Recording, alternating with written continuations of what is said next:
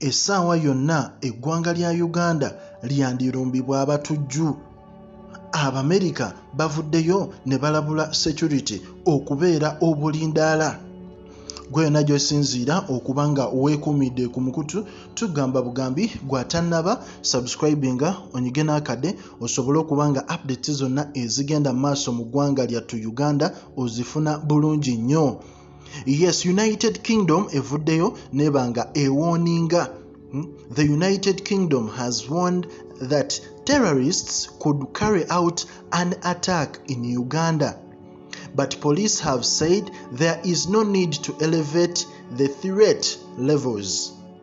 In a statement released yesterday, the UK government called on their nationals to be extremely vigilant about their security, especially in crowded and public places like hotels, transport hubs, restaurants, and bars, and during major gatherings like sporting or religious events. Attacks could be indiscriminate, including in places visited by foreigners. UK counter-terrorism policing has information and advice on staying safe abroad and what to do in the event of a terror attack. The statement had that to read. Yes, police spokesperson Fred Enanga yesterday confirmed that there are sleeper cells already in the country, adding that efforts to dismantle them are ongoing. Despite the emerging sleeper cells, our terror alert levels are not elevated yet.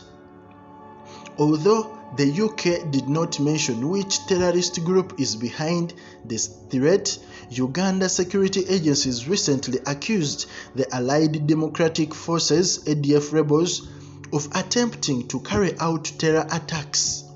Last week, security agents shot dead a suspected ADF rebel, Hamidu Nsubuga alias Young Midu, in Kampala. He was allegedly planning to assassinate a local politician. Police said that the deceased and another are currently being detained after first attempt to bomb mourners at the burial of former Deputy Inspector General of Police, Lieutenant General Paul Lokech in Pada district. The UK terror alert could negatively affect Uganda's tourism sector, which has already been battered by the COVID-19 induced lockdown and other restrictions since 2020. So, ensonga muziwulidde, essaawa yonna Uganda bagisindikidde okulabula. Okulabuna kuno ababadde bakola be bantu abava mu UK oba United Kingdom. Bavuddeyo ne bagamba nti okusinziira bo ku information ne intelligence gye balina mu nsi yonna, kigambibwa okuba nti essaawa yonna Uganda yandirumbibwa abatujju.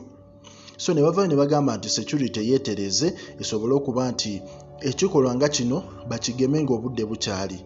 Ne bagamba abantu beewale nnyo ebifo eby'olukale oba ebirimu abantu abangi, omuli ebifo nga amasinzizo, ebifo nga obutale, ebifo nga amabaala, ebifo nga restaurants. Olw'ensonga nti essaawa yonna abayeekera bagenda tulumba oba abatujju bagenda tulumba batukole ekitasoboka. So ku Prejan Media ffe tukuwa updates zonna eziba zigenda maaso mu ggwanga lya Uganda, yadde omukulu Fred Enanga ye ng'omuntu yabadde tayagala kintu kino kyogerebweko oba kigambibwe ku bantu, olw'ensonga nti ye nga ye abamu batunuulidde tourism sector nti ebyobulambuzi byali affected by COVID-19. So ate mu mbeera eyo we tunaateekako nti Uganda essaawa yonna bagirumba, abalambuzi bayinza okwesonyiwa okujja mu ggwanga lya Uganda. So ekintu ekyo ekiyinza okwaffectinga economy. So abamu babadde bateesa nti ekintu kino kireme kuyita mu bantu, naye ng'ate abantu balina okitegeera olw'ensonga nti security esookera ku bantu basse kinnoomubbo nga bo. Anyways, ku Prejan Media gwe yonna gy'osinziira, likinga, commentinga, mwatwera osubscribinge osobole okuba nga updates zonna ozifuna bulungi nnyo.